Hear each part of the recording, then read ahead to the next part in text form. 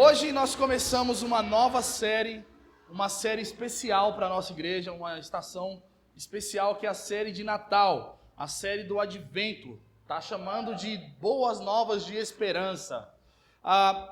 Se você não faz parte da nossa comunidade, ou você é recém-chegado, como de costume, desde o início da nossa igreja, nós somos muito apegados à tradição cristã. O que isso quer dizer? Que nós procuramos sempre relembrar as datas mais importantes do calendário litúrgico. Nós sempre rememoramos ali a Páscoa, o período de Quaresma, o período de Pentecostes, e também nós relembramos aqui e fazemos um mês de série de mensagens referente ao Natal. E esse ano nós estamos começando um pouco antes por conta do nosso recesso. Nós paramos todo ano, temos um momento de recesso da nossa igreja, onde nós liberamos aqueles que são membros a visitarem família, outras igrejas, a terem um momento de descanso. A partir do dia 18 de dezembro, nós só voltamos no segundo domingo de janeiro, mas nós, nesse período que nós estamos como igreja, antes do Natal, nós seguimos ali, de alguma forma, o calendário litúrgico referente ao Advento. E hoje nós estamos começando, mesmo sabendo que o Advento começa no próximo domingo, dia 3 de dezembro. Então, antes que você ache que a gente está sendo católico demais, né? Que isso, vocês comemoram o Advento? Sim, nós comemoramos o Advento, porque o Advento é um momento litúrgico dentro da tradição cristã, onde nós rememoramos o nascimento, a vinda do nosso Senhor Jesus. E é sobre isso que nós vamos falar nessa manhã. E eu queria que você, antes de você talvez estar aí, poxa, por que Advento? O que significa Advento? Eu queria passar para vocês algumas informações a respeito disso. Então, o calendário litúrgico, ele faz parte da tradição da igreja. O que seria esse calendário litúrgico? A igreja cristã, ela, de certa forma, para lembrar das datas especiais da fé cristã, ela estabeleceu períodos dentro do calendário para que os cristãos não vivessem ordinariamente levados por esse mundo. Então, o calendário cristão é uma forma de nós rememorarmos que o que dita os nossos dias, o que faz com que nós sejamos guiados por Deus, é a agenda do próprio Deus. E a agenda do próprio Deus consiste em nos lembrar dos seus feitos, das suas obras, das suas promessas. E o calendário litúrgico tem esse propósito de fazer com que os cristãos eles tenham a oportunidade de rememorar os fatos que aconteceram referente à fé cristã. Então, nesse período que nós estamos entrando hoje não é o dia 1º do Advento, hoje é o último domingo desse calendário litúrgico, conhecido como domingo de Cristo, Rei do Universo. Então, hoje celebramos a soberania de Cristo, a supremacia de Cristo sobre todas as coisas, sobre toda a criação, sobre todos os príncipes e poderes, mas nós estamos uma semana antecipada, comemorando já hoje o princípio do Advento. Essas estações que acontecem dentro do calendário litúrgico são estações específicas. Nós temos dentro do calendário o Advento, a Quaresma, nós temos o tempo pascal, e nós temos também a data de Pentecostes. São datas específicas da fé cristã, mas também dentro desse calendário existe um período que a gente chama de Era Comum ou Tempo Comum, que é um momento em que você não tem nenhuma data, mas você reflete tudo aquilo que você meditou e adquiriu de conhecimento para sua fé cristã em um momento ordinário, ok? Então, a primeira estação dentro desse calendário é justamente a estação que nós estamos lembrando hoje, o Advento. E o que seria o Advento?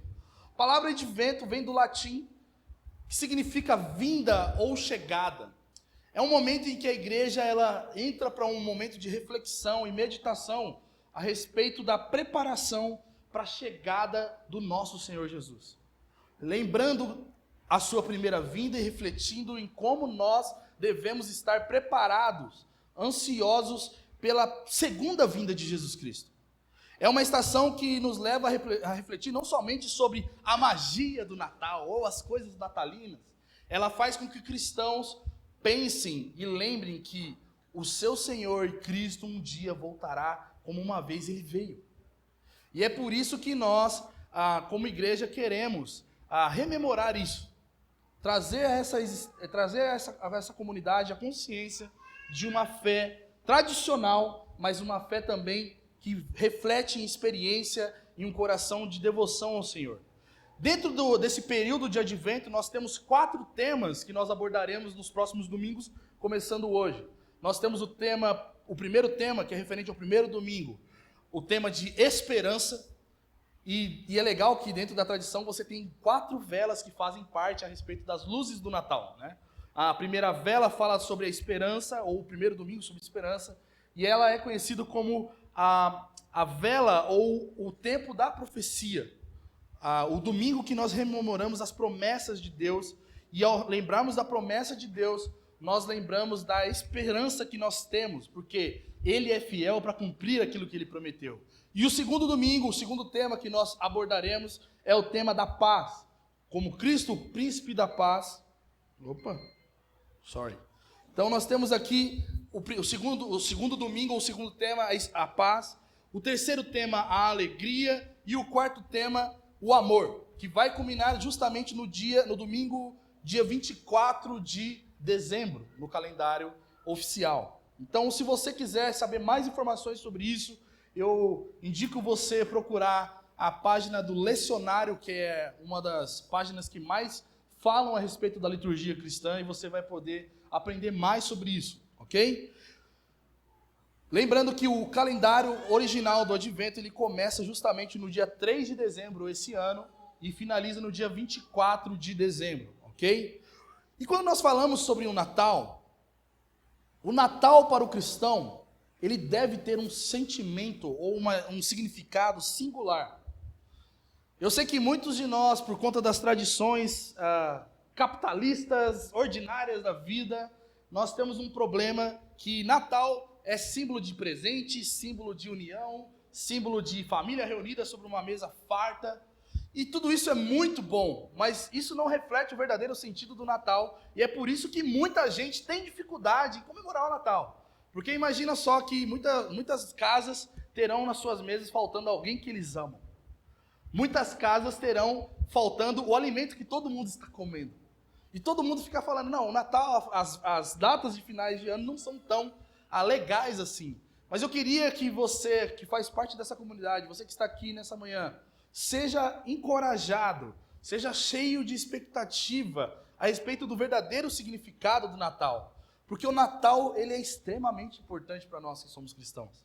O Natal, ele não deve ser visto como uma data por qualquer tipo de mito ou histórias que os homens contam, sejam boas ou sejam macabras. Ontem eu estava até conversando com o seu Carlinhos a respeito das histórias que as pessoas falam sobre o Natal. Tem muito cristão aqui que eu, por exemplo, não poderia comemorar Natal porque dizem que Natal é uma data não oficial, uma data pagã que comemora ali o Papai Noel que matava as crianças e tudo mais. Gente, isso não tem nada a ver com o Natal, tá? Isso não tem nada a ver com o Natal. E nós, como igreja, incentivamos, pedimos que nós venhamos realmente entender o verdadeiro sentido do Natal, e a partir desse verdadeiro sentido nós viemos comemorar com alegria, com expectativa, com um desejo para que mais uma vez Cristo volte, Cristo apareça, Cristo venha sobre a terra. Natal não é marcado por compras, Natal não pode ser marcado por dívidas, Natal não pode ser marcado por tristezas, por lamentos. O verdadeiro Natal para o cristão, ele tem um sentido de alegria, de amor, de devoção, de expectativa pela próxima vinda de Jesus. Não é um tempo somente de renovação de votos, de novas expectativas para um novo ano. É uma renovação de fé que o cristão deve ter, ao lembrar que Deus foi capaz, Deus foi poderoso para cumprir a sua promessa na sua primeira vinda. E Ele é poderoso e fiel para cumprir as suas promessas para uma segunda vinda.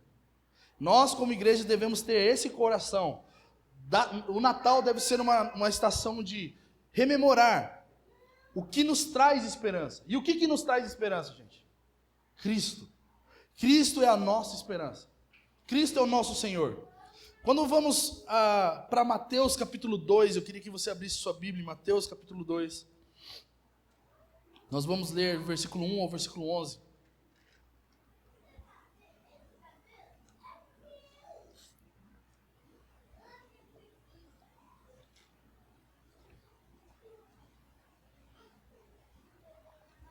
Mateus, capítulo 2, é um relato único que nós vemos nas Escrituras.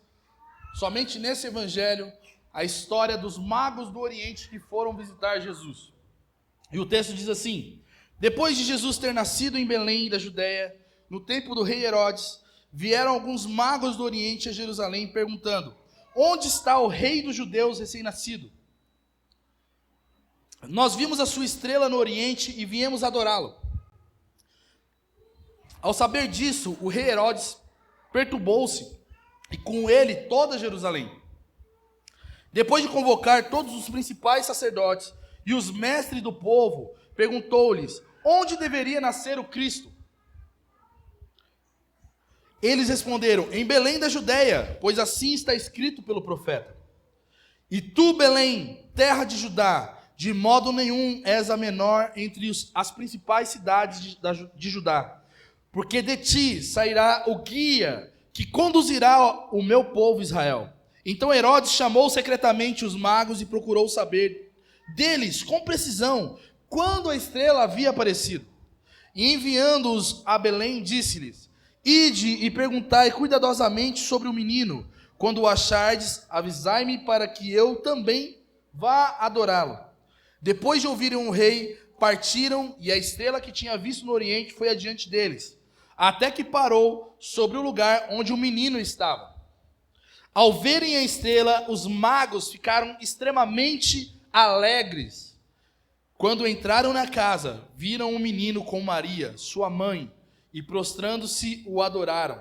Depois, abrindo seus tesouros, ofereceram-lhe presentes: ouro, incenso e mirra.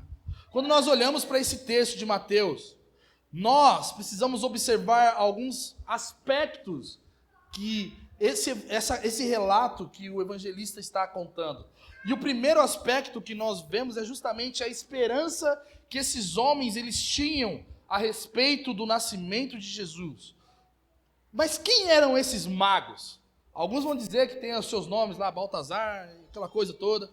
Segundo a tradição cristã, nós não podemos afirmar que são esses os nomes desses homens.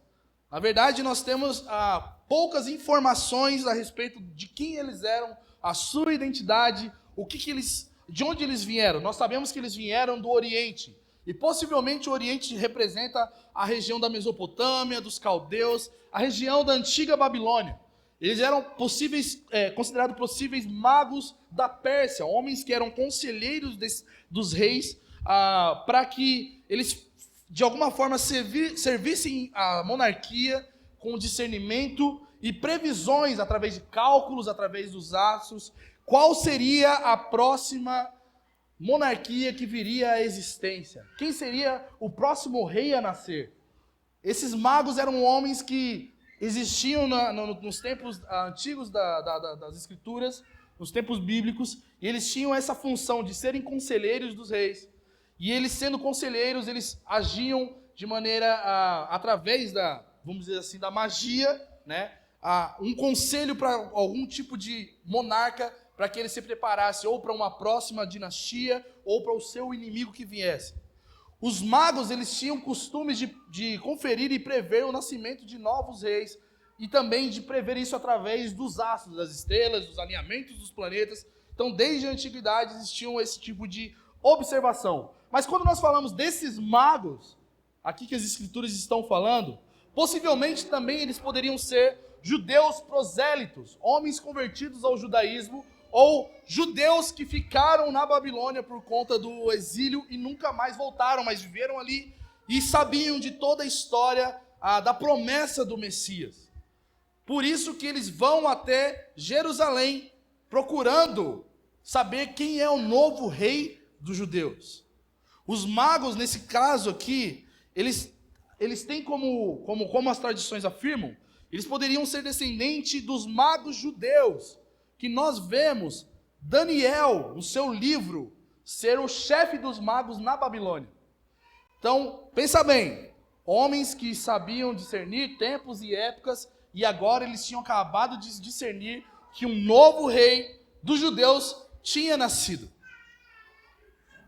Pensa comigo que o que pode revelar a pessoa de Jesus Cristo a alguém, e nós já falamos muito sobre isso, As pessoas só podem ter o verdadeiro conhecimento de Cristo através de um Espírito. Esse Espírito é o Espírito de Deus. Esses homens poderiam ter funções místicas e até mesmo condenáveis pelas Escrituras, mas esses homens foram encharcados pela revelação de Jesus Cristo, bebê. Eles não estão falando com uma monarquia já estabelecida, com um general de um exército. Eles viram algo e souberam de algo de uma criança, de alguém que tinha acabado de nascer, e eles foram atrás dessa criança para o quê? Para adorá-lo. Eles vieram de uma região distante, porque quando se fala do Oriente, e falando da região da Mesopotâmia, da Babilônia, era uma região extremamente distante, cheia de perigos e percalços. Fizeram uma trilha dolorosa e longa para chegar até Jerusalém e falar: cadê o rei de Israel? Onde está o novo rei judeu? E ele vai justamente para Jerusalém, porque Jerusalém era a capital da Judéia, era onde Herodes, um grande rei, estava. E o que guiou esses homens até a Judéia? Uma estrela. A estrela de Belém. Os magos, eles vieram do Oriente para Jerusalém sendo guiados por uma estrela, gente. Isso demonstra a importância desse rei judeu, que os judeus não conheciam, porque quando os magos chegam em Jerusalém e falam: onde está o rei judeu? Eles não sabiam do que esses magos estavam falando. Eles não sabiam de quem estavam falando. Será que Herodes teve um novo filho? Será que tem alguém surgindo aí? E aí isso gerou alvoroço dentro da cidade de Jerusalém. Mas uma coisa muito importante que a gente vê dentro das Escrituras, e que muitos comentaristas bíblicos vão dizer, é que essa estrela que esses magos viram do Oriente faz alusão a uma profecia bíblica. E essa profecia está em Números capítulo 24. Números 24, versículo 17, diz assim: eu o vejo, mas não agora. Eu o avisto, mas não de perto. Uma estrela surgirá de Jacó, um cetro se levantará de Israel. Ele esmagará as frontes de Moabe e o crânio de todos os descendentes de Sete. Edom será eliminada, Seir, seu inimigo, também será dominado, mas Israel se fortalecerá. De Jacó sairá o governo. Ele destruirá os sobreviventes das cidades. Quem está profetizando isso é um homem chamado Balaão. Balaão, ele foi um profeta complicado, a história de Balaão. Um dia nós podemos falar sobre ele, mas foi um profeta comprado por um rei chamado Balaque, para que ele profetizasse maldições para o povo de Israel. E Deus abre os olhos de Balaão para ver outras coisas que aquele rei que comprou esse profeta não queria ouvir. E uma das coisas que Balaão vê é a estrela de Jacó. Aquele que ele via, mas não agora, via bem distante, uma estrela que iria governar a nação de Israel e iria eliminar os seus inimigos. A estrela de Belém faz justamente a conexão entre a profecia que Balaão vê, o rei de Israel prometido, com o nascimento que Cristo estava, o nascimento de Cristo que estava acontecendo naquele momento. A profecia de Balaão fala de um descendente de Abraão, porque ele está falando de um filho de Jacó. O filho de Jacó seria governador de Israel, governaria Israel. Um descendente de Abraão, o que demonstra não somente uma questão monárquica ou dinastia, mas a promessa que Deus fez a Abraão sendo cumprida naquele tempo. Como nós falamos, o primeiro domingo de Advento marca um tempo de expectativa e é conhecido como o domingo ou a vela da profecia, ou seja, a vela da promessa. Nesse caso aqui, esses magos estavam perseguindo uma promessa que Deus tinha feito há mais de 2000 anos antes disso acontecer. Esses homens se encontraram com aquilo que era um sinal há muito tempo e estava se cumprindo diante dos olhos deles. E essa profecia, é muito importante nós entendermos que essa profecia de Números, que fala da estrela de Jacó, ela fala de um rei que os gentios iriam até ele para adorá-lo e o servi-lo. E caso esses gentios, ou caso homens, se levantassem contra a nação de Israel, esse mesmo rei, ele tinha autoridade legítima e poder bélico e autoritário para destruir os inimigos de Israel. A estrela de Belém estava visível aos olhos desses homens. E o texto vai dizer uma coisa muito importante, porque a gente pode falar, eles estavam vendo qualquer estrela, eles poderiam ter tido uma previsão errada. Enfim, nós poderíamos justificar que os magos estavam fazendo algo que era ordinário. Quando o texto fala sobre a estrela que eles estão vendo no versículo 2, o texto não vai falar que eles viram qualquer estrela. Ele vai dizer que eles viram a sua estrela, a estrela do rei de Israel. Quem é o rei de Israel, gente? Quem é o verdadeiro rei que se assentará no trono de Davi e reinará para sempre? O nosso Senhor Jesus, o supremo rei de Israel. E os magos do Oriente, eles procuram por esse rei. E eles vão direto aonde? No palácio, achando que ele estaria lá. Mas o rei não estava no palácio. Quem estava no palácio, como nós lemos no versículo 1, no tempo do rei Herodes. Herodes era o rei daquela época na Judéia. E Herodes, ele é um cara muito complicado. Nós temos, na verdade, 4 citações de Herodes nas Escrituras, são 4 caras diferentes. Nós temos Herodes o Grande, e nós temos mais outros 3 Herodes que vão aparecer no Novo Testamento. Nesse tempo aqui nós estamos falando de Herodes o Grande. E Herodes, ele foi um rei extremamente cruel, que reinou na Palestina a partir do ano 39 a.C. e foi até o ano 4 a.C. Só para explicar também que Jesus não nasceu no ano 0, ele nasceu um pouquinho antes, mas aí na hora de fazer a contagem ali, no século 6, eles deram uma contabilizada errada, e aí Jesus nasceu antes da sua data de nascimento. É igual quando você nasce na roça e é registrado depois de 3 anos. Mais ou menos aconteceu isso, tá? E aí Jesus, ele nasce ali provavelmente entre o período de 6 anos antes de Cristo. Antes do próprio nascimento. Jesus já era ele antes mesmo. Você vê como que o negócio é. Nada a ver, nada a ver. Mas então, o que acontece é que Herodes estava reinando sobre a Judéia, sobre a Palestina. E Herodes, ele era um rei terrível.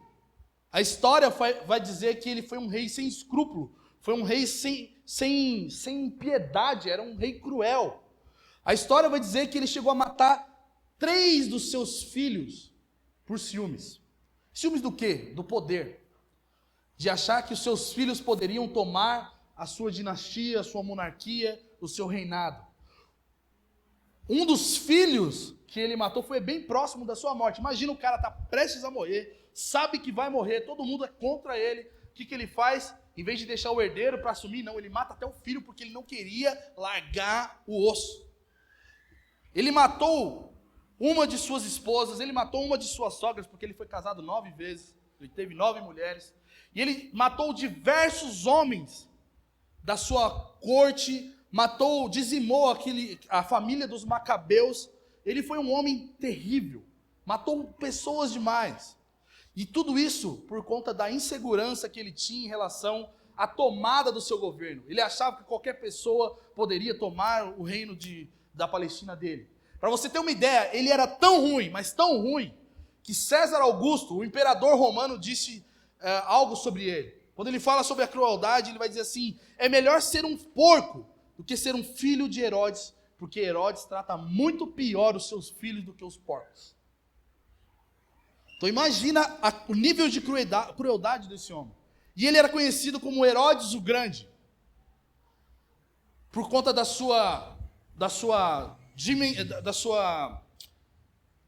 seu poder em construir coisas grandes, de estabelecer o reino herodiano na época na Palestina, de sua influência, de fazer da construção do templo algo grandioso e tudo mais. E aí a gente vê que Herodes, conhecido como Herodes o Grande, ele fica pequeno, ele fica ensimesmado, ele fica enciumado, ele fica totalmente inseguro diante de um nascimento de um bebê. Um grande homem poderoso que matou sogra, matou mulher, matou filhos, que não tinha piedade de ninguém agora está sendo amedrontado por uma criança. Versículo 3 vai dizer que ele fica perturbado em saber o que estava acontecendo. Herodes, ele fica cheio de pânico no seu coração ao saber que o verdadeiro rei de Israel nasceu. E não somente ele, mas a cidade de Jerusalém, ela entra em perturbação com os boatos de um novo rei ter nascido. E por que isso? Imagina que o cara, ele não teve dó dos filhos, ele não teve dó da esposa, ele não teve dó de ninguém. Será que ele vai ter dó de alguém agora sabendo que nasceu um novo rei de Israel? A cidade de Jerusalém, ela é tomada de medo também, porque eles sabiam que Herodes, ele era um homem obcecado pelo poder. E ele, sendo obcecado pelo poder, ele poderia fazer coisas extremamente sangrentas. Homens que têm obsessão pelo poder poderiam fazer tudo para que a sua posição não fosse ameaçada. Para quem matou suas esposas e seus filhos, decretar a morte de crianças até 3 anos na Palestina era o mínimo que ele poderia fazer para tentar defender o seu governo. E foi isso que Herodes fez. Herodes foi um homem terrível, mas ficou amedrontado por um bebê, gente. E esse bebê é o nosso Senhor. Mas vamos continuar aqui. Eles foram procurar em Jerusalém, mas essa criança não nasceu em Jerusalém. Essa criança nasceu na cidade de Belém, uma cidade que fica a 10 quilômetros da cidade de Jerusalém. E Herodes, ele vai checar isso na profecia, quando nós vemos ali no versículo 5, no versículo 4, quando ele chama todos os sacerdotes para conversar sobre o nascimento do Messias. Ele pergunta aos sacerdotes, quando que o Cristo vai nascer mesmo? Quando que está datado? Para onde disse que ele iria nascer? E os sacerdotes vão dizer que Cristo nasceria em Belém, de acordo com a profecia de Miqueias, capítulo 5, versículo 2, que vai dizer que Belém, de modo nenhum, era a menor. Os sacerdotes do templo, na época de Herodes e no tempo do nascimento de Jesus, eles eram homens totalmente desconexos da promessa e da profecia bíblica. Eles eram homens que não tinham nenhum envolvimento com o que realmente importava, porque eles eram homens comprados, estabelecidos pelo rei Herodes, pelo Império Romano, para que a população da Palestina, os judeus, fossem contidos em sua religião. E Belém era uma cidade muito importante na história de Israel, porém nesse cenário aqui, ela já não tinha tanta importância. Por quê? Porque a capital da Judéia era a cidade de Jerusalém. E por que ela era importante, mas mesmo assim nesse tempo ela não era? Belém também é conhecido como a cidade do rei Davi. A cidade do grande rei. E a profecia bíblica, em Miqueias, capítulo 5, versículo 2, diz que ela não se tornaria mais a menor, ela não seria esquecida como a menor cidade, porque agora a cidade de Davi não era mais tão importante na história. Ela seria rememorada, ela seria visitada novamente pela pessoa de Deus. Belém, provavelmente, era uma cidade insignificante para aqueles tempos. Mas ela é extremamente significativa e importante para a história de Deus. Para que todas as coisas acontecessem conforme a promessa de Deus. A profecia de Miqueias, ela fala do surgimento de um novo rei. O verdadeiro rei de Israel. O novo rei era totalmente diferente do rei atual, o rei Herodes. Nós temos um rei tirano, um rei problemático, cheio de inseguranças em relação ao poder, um rei que mata pessoas, e aqui nós vemos a promessa de um novo rei nascendo naquele tempo, mas um novo rei que é chamado de guia. Mas quando a gente fala de guia aqui, nós estamos falando de um ministério ou de uma figura pastoral. Miqueias, capítulo 5, versículo 2, nos textos originais, ele vai apresentar como o pastor que iria alimentar Israel. Cristo não era somente um monarca. Cristo é aquele que iria conduzir o rebanho do Senhor ao seu aprisco. Cristo era aquele que ficaria responsável por ser o sustentador do povo de Israel.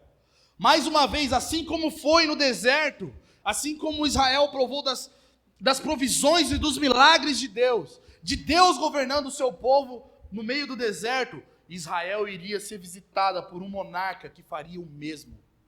Alguém que nasceria na cidade de Belém, que era da descendência de Davi, que demonstrava todo o poder e autoridade para derrotar os inimigos de Israel. Ele seria não somente um general de guerra, mas alguém que iria apacentar, cuidar, alimentar, sarar Israel novamente. Essa era a esperança de Israel. Israel estava sendo visitada por uma esperança de deposição de um rei falso, de um rei ruim, para que o todo-poderoso rei de Israel assumisse o governo. Só que, quando nós olhamos para isso, é muito importante a gente frisar: esse rei era um bebê, era uma criança. Ele não tinha um exército para tomar o poder, ele não tinha uma influência revolucionária, ele não tinha seguidores ainda, e ele, sem ter nada disso, ele já estava fazendo um barulho terrível em Jerusalém. Sem ser uma figura pública, ele já estava fazendo alarde em Jerusalém, gente. A manipulação e a tirania de Herodes estava sendo ameaçada por uma criança. Onde existe manipulação e tirania, a profecia, o evangelho, é uma ameaça e amedronta homens que fluem nisso, homens que fazem isso. O terror e o medo, eles são abalados pela esperança de Cristo. Se você quer ser cheio de fé, se você quer vencer os seus medos, se você quer encarar todas as dificuldades da vida, o que nos falta não é mais dinheiro ou mais oportunidades, o que falta a nós é a esperança que Cristo nos dá. E Cristo é o único que pode fazer com que o medo, que toda a resistência dos nossos corações sejam fragilizadas, porque Ele é Rei Todo-Poderoso, sobre tudo e sobre todos. No versículo 7 e no versículo 8, vai dizer que Herodes mostra uma sagacidade, ele banca o espertinho para cima dos magos que foram visitar o rei judeu.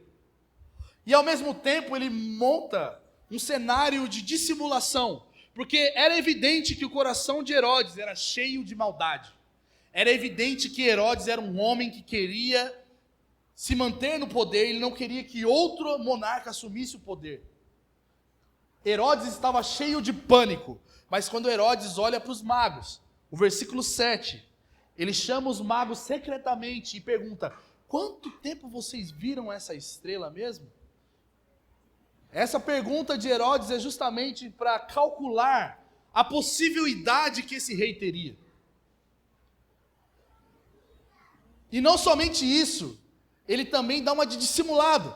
Ele fala: faz o seguinte, vão atrás desse rei. Quando vocês acharem, voltem para mim e me avise onde ele está, porque eu quero ir encontrá-lo e também adorá-lo. A crueldade é tentada ser encoberta com um falso desejo pelo Messias. Herodes estava demonstrando falar maranata, gente. Herodes estava dizendo: eu também desejo esse rei. Mas será que deseja mesmo?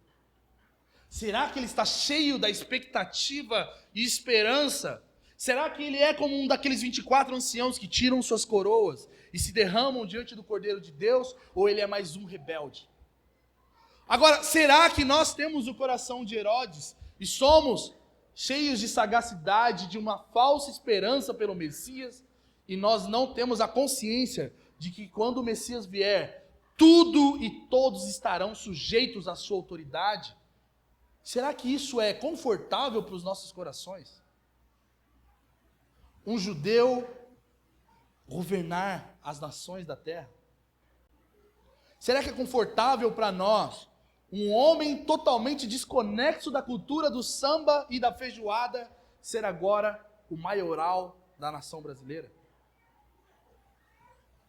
Será que para você, pessoalmente, é normal ter um rei e dono, sustentador das nossas vidas, porque ele seria o pastor de Israel.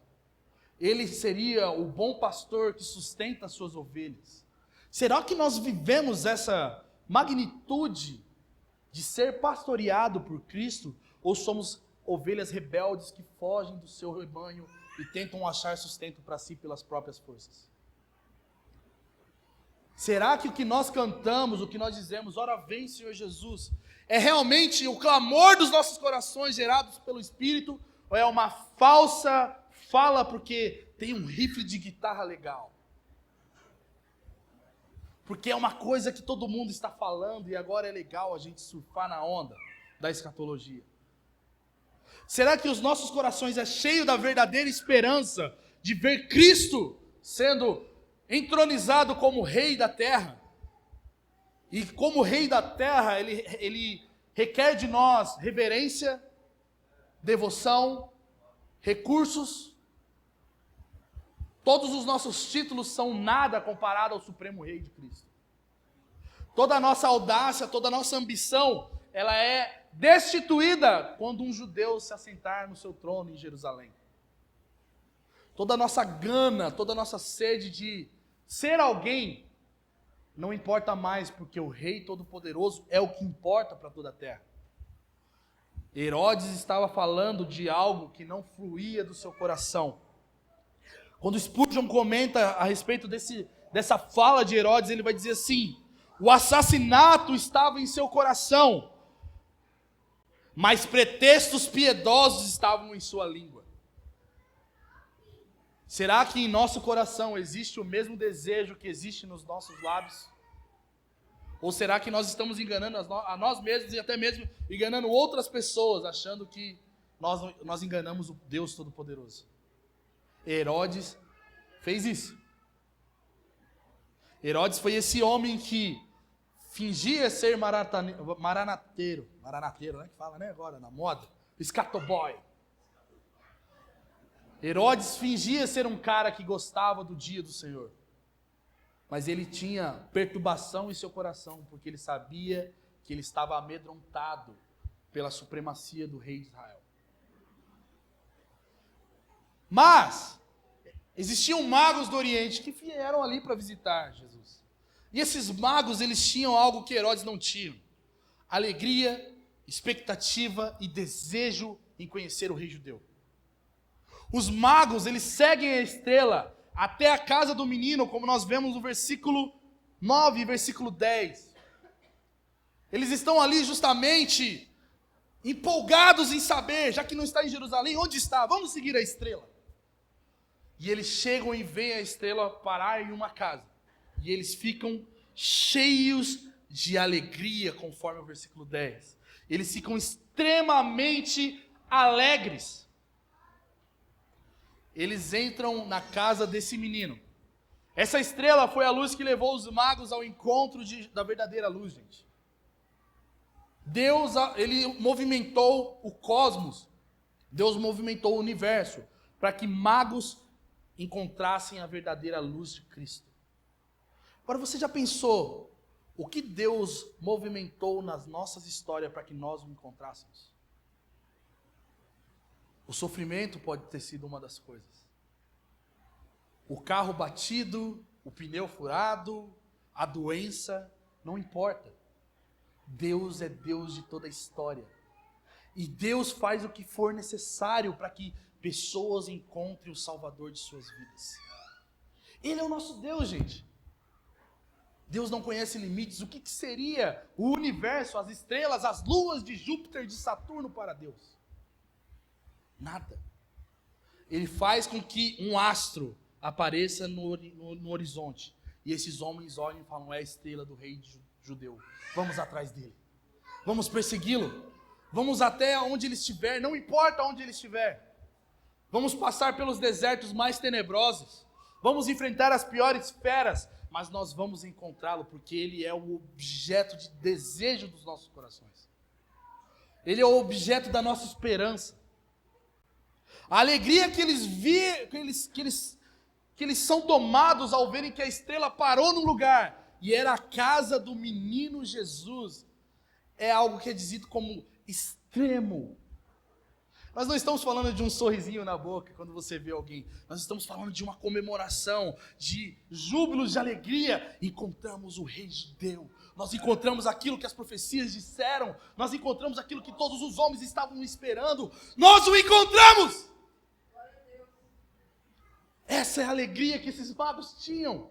Alegria extrema porque encontraram o menino.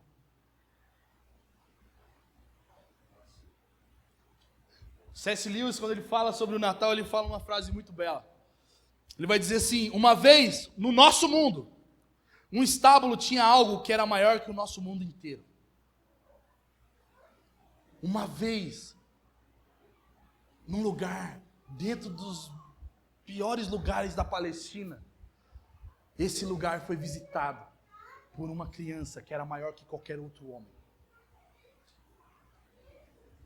Mas sabe o que é mais legal dessa história? É que mais uma vez, no lugar mais inapropriado de se ter a paz, esse rei vai visitar novamente Jerusalém. Uma vez, ele veio e mais uma vez ele virá. Uma vez, ele veio e habitou como homem entre os homens, cheio de justiça e verdade. Mais uma vez ele virá como homem, cheio de justiça e de verdade. Esse é o Jesus pelo qual os magos estavam procurando. Esse é o Jesus pelo qual a igreja de Cristo deve procurar. Para quem tem a verdadeira esperança, gente, Cristo desperta alegria. Para quem tem expectativa de que Jesus volte, o aparecimento de Jesus é chamado de bendita esperança. Mas para quem não tem a verdadeira esperança, isso é tropeço, isso é ofensa, isso é cheio de todos os tipos de sentimento de repugnação à pessoa de Cristo. Você já parou para perceber que não existem pessoas que odeiam Buda, não existem pessoas que odeiam Chico Xavier, mas existem pessoas que odeiam Cristo?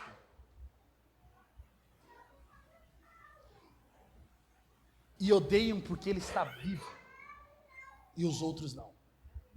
Odeiam porque existe uma promessa em que todos os homens da terra deverão se curvar e adorá-lo. Os outros homens não têm essa promessa. Mas o mais legal, os homens o odeiam porque sabem que uma vez que ele prometeu, ele vai cumprir aquilo que ele foi prometido.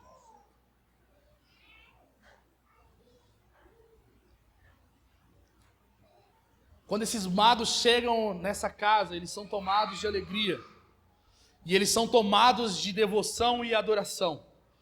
R.C. Sproul vai dizer que os magos não foram para Belém para adorar um rei. Eles foram adorar uma divindade. Eles foram adorar o Deus Todo-Poderoso. Eles foram adorar aquele que os profetas falaram, aquele que Balaão viu de longe a sua estrela. Ele foi adorar o prometido de Abraão, o filho de Davi. Eles foram adorar não somente o cumprimento da promessa, mas o autor de toda a promessa. E os presentes que esses homens levam para Jesus, eles não são presentes qualquer. Fernanda vai ter filho agora. Se você quiser dar uma fralda para Fernanda, é mais do que bem-vindo. Se você quiser dar uma fralda para o Caco também, é mais do que bem-vindo, né, Caco? Se você quiser dar um sapatinho de neném é caro, gente. Se você quiser dar roupinhas de neném para Laura, filha do Francis, todos esses presentes são legais para uma criança. Mas para Cristo, eles levaram ouro, incenso e mirra.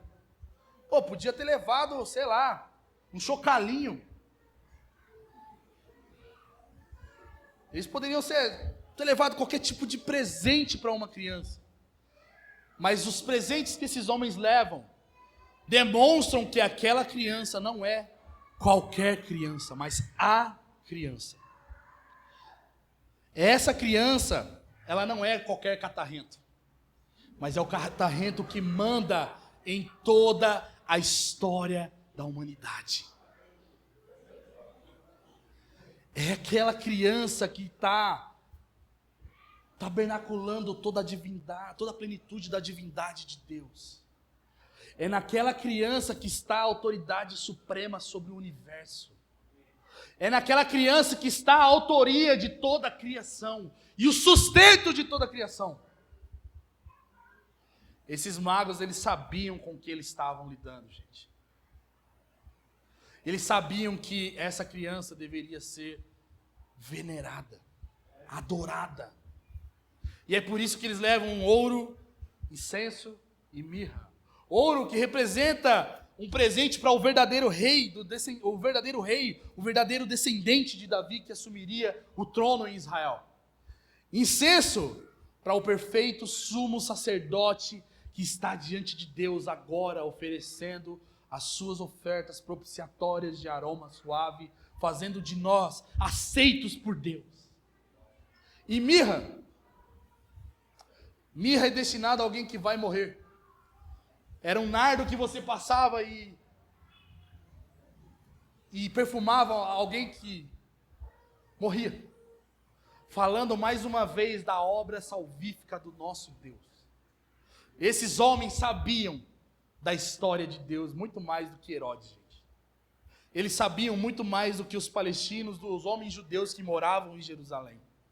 E por que eles sabiam? O que aconteceu? A gente tem ouvido algumas pessoas falar, o que Paulo viu? Gente, o que os magos do Oriente viram? Homens extremamente aleatórios à história de Deus. Homens extremamente desconexos da história de Israel. Vêm para adorar o Rei de toda a terra. E eu quero finalizar essa manhã dizendo algo para vocês, para nós.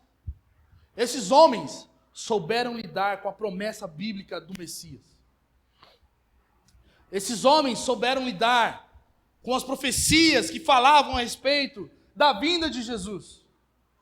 Eles souberam administrar no seu coração o sentimento de expectativa pelo Filho de Deus. Eles souberam discernir quando Cristo veio. E eles estavam cheios de alegria, porque a esperança deles estava sendo abençoada com o cumprimento da promessa de Cristo. Como nós lidamos com as profecias a respeito da vinda de Jesus? Não sei se você sabe, mas está na Bíblia dizendo que um dia Jesus vai voltar. Quantas vezes você parou para pensar sobre essa realidade essa semana? Peguei pesado em falar dessa semana. Quantas vezes você parou para pensar na realidade de que Cristo vai voltar nos últimos 5 anos de sua fé cristã? No seu último ano como cristão. Essa promessa da vinda de Jesus, o que ela gera em nossos corações? Para os moradores de Jerusalém, gerou medo, gerou pânico, gerou desinteresse. Mas para os magos, expectativa, esperança de vida eterna, esperança de ser abençoados pela presença do Rei Todo-Poderoso sobre nós.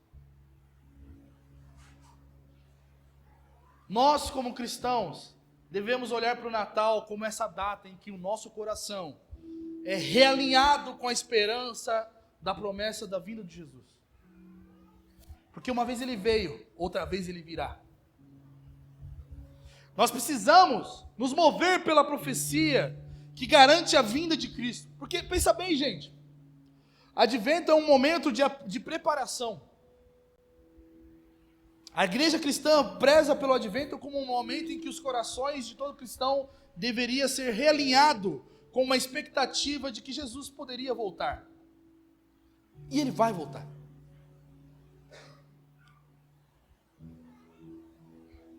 Como que nós somos abençoados ou moldados por profecias como Isaías capítulo 65, que diz que ele vai fazer novos céus e nova terra, e todos os olhos serão enxugados de suas lágrimas, e ali não vai mais haver nenhum tipo de problema, porque Ele vai prover plenitude de recursos, plenitude de paz, plenitude de alegria.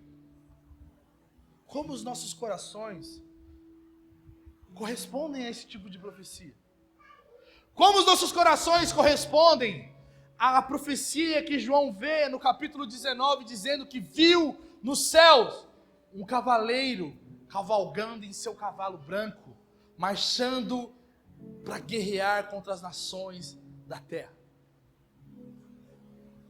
Como eu e você, nós reagimos à realidade do retorno de Cristo? Você pode dizer, mas esse papo de Jesus voltar já é antigo. É verdade, é bíblico. É desde Gênesis. Como o nosso coração está sendo amoldado para o grande retorno de Jesus. Mesmo que isso custe nos peregrinar, assim como os magos peregrinaram do Oriente para a Palestina. Nossa peregrinação, ela não é marcada por medo, por desespero, por desinteresse. Ela não pode ser marcada por isso, mas deve ser marcada de esperança, de que um homem virá, e esse homem governará a terra, e ele vai pôr fim, de uma vez por todas, a todo tipo de maldade. Nessa manhã eu queria que você entendesse que as Escrituras, elas dão testemunho de Cristo. E por elas darem testemunho de Cristo, esse testemunho deve gerar em nós expectativa, desejo pelo dia do Senhor, amor pela pessoa de Jesus Cristo, entendendo que Ele deve ser adorado, porque Ele realmente é Deus. Permita que a profecia gere expectativa no seu coração. Medo e dúvida, às vezes, pode ser um extintor do fogo da profecia. E o que isso quer dizer? É que muitas vezes nós somos pegos com inseguranças a respeito do cumprimento do retorno de Jesus, gente. Se Jesus voltar agora, eu tô na água, porque eu não estou pronto.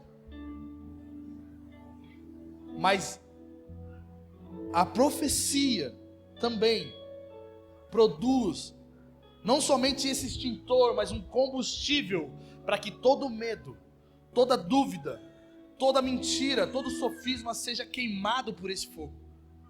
O fogo da profecia de Jesus Cristo. Medo e dúvida podem ser combustíveis e não extintores para nós que somos filhos de Deus e o esperam. Porque nós estamos ouvindo a mensagem do Evangelho, e a mensagem do Evangelho nos garante vida eterna. E vida eterna só é possível quando o nosso corpo for glorificado, quando os mortos ressuscitarem para a vida eterna. Isso só vai acontecer no dia do retorno de Jesus Cristo. E por que vai acontecer, o nosso coração deve corresponder em esperança, desejo ardente,